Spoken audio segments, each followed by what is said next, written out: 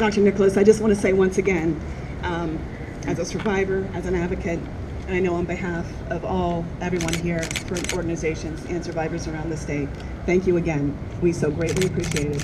It's been needed for a long time, and we are just so excited and so happy. Thank you. So, in sum, Marsy's law will bring unprecedented protections to crime victims in Ohio by ensuring that they will have the right to notification of all proceedings, the right to be present at all proceedings, the right to be heard at proceedings, the right to restitution, and the right to enforce their rights when their rights are ignored. Because after all, what good is a right if a crime victim does not have the ability to enforce it? I want to introduce our next speaker, Franklin County Prosecutor Ron O'Brien. Prosecutor O'Brien is a longtime advocate for victims. As well, Prosecutor O'Brien was one of the first justice officials to step up without hesitation in support of Marsy's law. Prosecutor O'Brien, please. Thank you, Kathy. Doctor, I appreciate the chance to be here as this campaign is kicked off, and I might say my signature is one on this over 500,000 petitions that are going to be filed today, because about a month ago I was entering the Whetstone Library up in Clintonville area, and a person wearing a purple shirt such as these ladies are wearing here approached me and asked me if I was familiar with Marsy's law and would I be willing to sign the petition. I quizzed her on it, and she was very well informed, very well educated, and explained the purpose of the law, and that is to enhance and expand the rights of crime victims so that they are as close as possible to the rights we see criminal defendants have, and expand them in a manner so that they are enforceable. Because as Kathy said, and she's been advocating for victims for many years, the existence of a right is meaningless unless you have the ability to enforce it. And we have found in the state of Ohio, we have had a victims' rights law for a number of years, but in each of the 88 counties it may not be treated and enforced by the judicial system in the same manner. So this guarantees the right to enforce it, gives standing to those victims, and provides in the Constitution quite clearly what the rights are and the ability that the crime victim has. And you'll hear a few stories that will justify the need for this law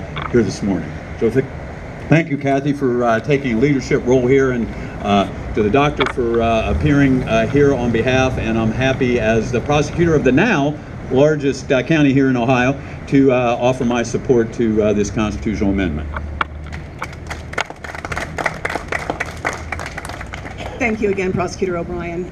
Again, you without hesitation stood up to support Marsy's law, and we look forward soon to your colleagues doing the same. Thank you. I want to introduce our next speaker. Our next speaker is Maria Bonvecchio. Maria's son, a brave little boy, is known in his community as the Mineral City Warrior. He was a victim of a tremendous assault that left him near dead by a stranger just across the street in the woods near his home. As you can imagine, this horrific crime has impacted his entire family, but most so in this case by his little sisters who found him. These are a family of warriors. So, Maria, would you please come up and share your story? Hello. I just want to say that if my family from a small Ohio town can become a victim, any one of you can become a victim. Marsy's law will help every victim with what they feel is right. My 11-year-old son stood up to prosecutors, to the court system for his rights. He knew how he was being treated and how his case was being handled was not right. And he knew that he had to stand up. From the beginning, he has wanted to become an advocate for all victims so that they have a voice. It is with great enthusiasm that my family and I advocate for victims' voices to be heard and for much needed reform of our legal system. From our personal experience, we found that dignity and respect for crime victims was absent from court proceedings. Victim rights should be upheld, enforced, respected, and heard. Families must be allowed to be present during court proceedings.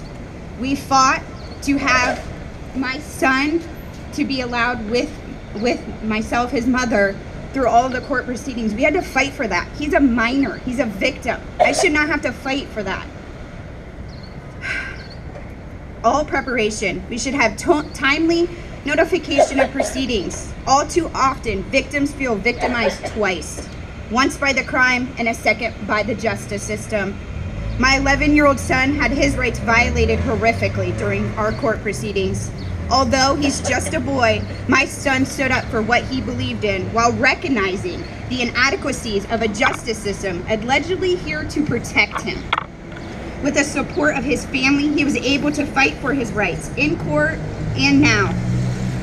We as a family fight for all victims' rights to be enforced. Marsy's law would ensure the rights for victims, crime victims, would be enforced, respected, and heard.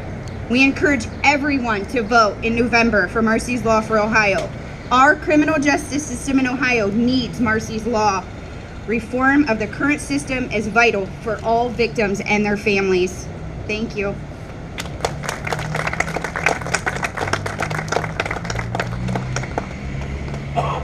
Thank you, Maria. Our next speaker is survivor Danielle Moreland. Danielle is a survivor of domestic violence. Her story is extraordinary in some ways, and in other ways, unfortunately, all too common. She found herself in an abusive relationship with her husband, who harassed, stalked her, assaulted her for several years. When Danielle finally had the courage and strength to leave, the criminal justice system failed her. For over 2 years, the offender continued to stalk, harass, and intimidate Danielle and her children. She had filed several police reports. All of them were ignored, and you might want to ask why. Because the judge in the county had a policy not to hear any types of family violence cases while a divorce case was pending. So he was free to terrorize her and her children for over 2.5 years. Ladies and gentlemen, Danielle Moreland.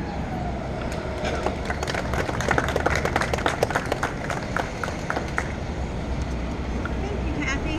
Again, my name is Danielle Moreland, and I am from Chesterville in Morrow County. I am proud to stand here today as a survivor of domestic violence. I wish I could say that my story of being victimized a second time by the legal system is unique, but we know that's not the case. The courts didn't listen to me when I said that I needed protection, that my children needed protection.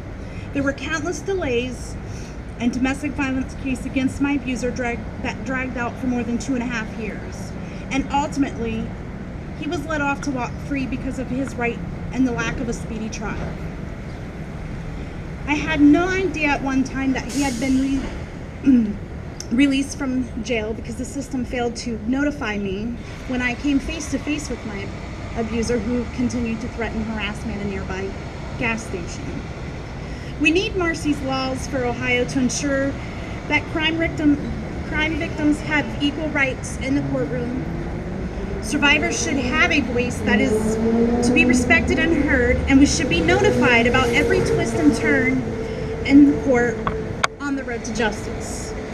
It's exciting to be here today as we take a big step forward, thanks to more than 500,000 Ohioans who have helped put this on the ballot.